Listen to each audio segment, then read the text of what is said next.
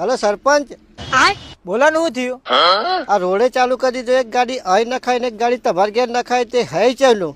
એટલે તાલુકામાંથી રોડ મંજૂર કરાયેલા આવ્યો એટલે રોડ નું કામ ચાલુ કર્યું, રોડ બનાવવા આવ્યો તો એ તો મને ગામ વાળાને જોઈ જ નહીં જતું જોવાય તો સરપંચ કરો, ઘોરો ઉડી જાય તો એ સરપંચ ને ગટર ઉભરે તો એ સરપંચ તમારે હું એમ કે ને એક ગામના સભ્ય છે એટલે અમારે તમને કહેવું પડે કે અડધું મટીરિયલ અહીં વાપરવાનું, અડધું મટીરિયલ તમારે ઘેર વાપરવાનું, તો અમારે કહેવાની ફરજ છે. અચ્છા, હા ભાઈ, રોડ બની જાય, ચિંતા ના કરે, શાંતિ રાખો તમે. મેં ઘેર જો હડો રોડ તો બની જાય બરોબર.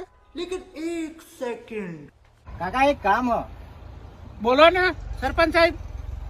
એમ કરો, એક ગાડી અહીંયા ખાલી કરવાની ને એક ગાડી આપણા ઘેર ખાલી કરવાની. બરોબર. લો આ ચા પાણી કરી લેજો. અરે વાહ વાહ, તમે તો સારું કર્યું. ચલો, તમારું બી ચાલે ને અમારું બી ચાલે. હા આવા સરપંચ જોઈએ.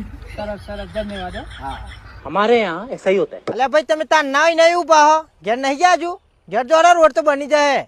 મેં જોયું તમે પેલા ડ્રાઈવરના પૈસા આપતા પછી ગાડીઓ તમારે ઘેર જ ખાલી થાય ને. સારું લ્યો ભાઈ, તમે ચા પાણી કરી લેજો બરોબર. સરપંચ તો આટલો સારો છે ને આટલી બધી ગ્રાન્ટો મંજૂર કરાવે, પણ ગામ વાળાને કઈ વિરોધ કરવાની જરૂર છે?